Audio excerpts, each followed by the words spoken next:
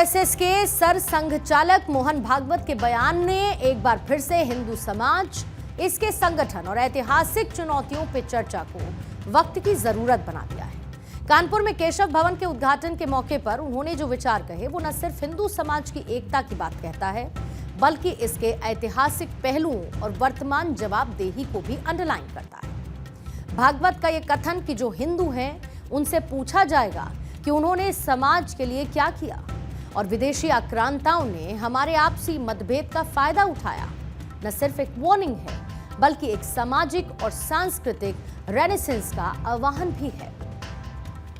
2000 वर्षों से जो आत्मविस्मृति आई,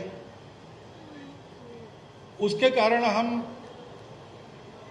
आपसी स्वार्थों में उलझ गए, भेद पैदा हुए, अधिकाधिक भेदों की खाइयां चौड़ी होती चली गई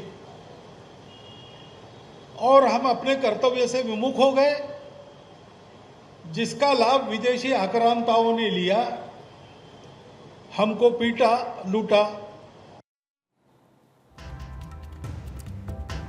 मोहन भागवत ने अपने भाषण में साफ तौर पर हिंदुओं को जवाबदेह बनाने की बात कही। हिंदू होने का दावा करने वालों को समाज के लिए किए गए कामों का हिसाब देना होगा। एक गहरे सोशल ऑब्लिगेशन की ओर इशारा करता है। यह बयान सिर्फ धार्मिक पहचान तक सीमित नहीं बल्कि सामाजिक एकता, संगठन और प्रगति से जुड़ा है।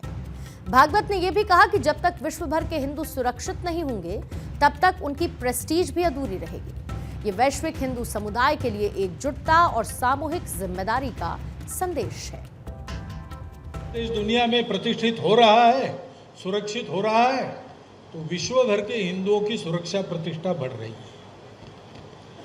ऐसा नहीं था तब विश्व भर के हिंदू सुरक्षित नहीं थे, प्रतिष्ठित भी नहीं।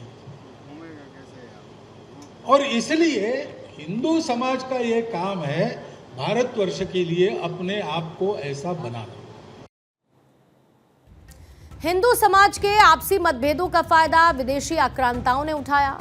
भारत के इतिहास की उन घटनाओं की ओर संकेत करता है कि इंटरनल पार्टीशन ने बाहरी आक्रमणों को आसान बना दिया। मेडिवल पीरियड में मुगल आक्रमणों से लेकर औपनिवेशिक काल तक भारत की इंटरनल वीकनेस बार बार उजागर हुई। भागवत का स्टेटमेंट इतिहास में सबक लेने और वर्तमान में एकजुट रहने की आवश्यकता को जोर देता नजर आता है। भागवत ने जिस आपसी मतभेद की बात की वो भारत के इतिहास में कई बार देखने को मिला, चाहे वो सोशल इनइक्वालिटी हो, रेशियल डिवीजन हो या फिर टेरिटोरियल डिस्प्यूट्स हो। इन कमजोरियों ने आक्रांताओं को मौका दिया। 12वीं सदी में मोहम्मद गौरी के आक्रमण के दौरान पृथ्वीराज चौहान और जयचंद के बीच का विवाद एक ऐसा ही एग्जाम्पल है। इसी तरीके से औपनिवेशिक काल में ब्रिटिश ईस्ट इंडिया कंपनी ने भारतीय रियासतों के बीच की फूट का लाभ उठाकर भारत पर नियंत्रण स्थापित किया था।